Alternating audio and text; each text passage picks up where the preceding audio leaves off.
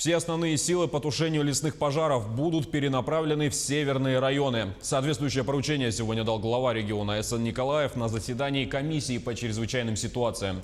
Глава отметил, что несмотря на улучшение обстановки в Заречной, Южной и Вилюйской группе районов, на севере республики ситуация остается весьма напряженной. В связи с этим он поручил в ближайшие дни все усилия по борьбе с лесными пожарами направить в Верхоянский, Среднеколымский, Абыйский, Жиганский и Оленёкский районы. Необходимо усилить в данных районах лесопожарные группировки, в том числе, если это необходимо, дополнительными силами Федерального резерва Федерального бюджетного учреждения авиалесохраны. Кроме того, авиапредприятиям республики необходимо обеспечить выделение воздушных судов для доставки лесопожарных формирований к местам лесных пожаров, ну и выполнения работ по их тушению.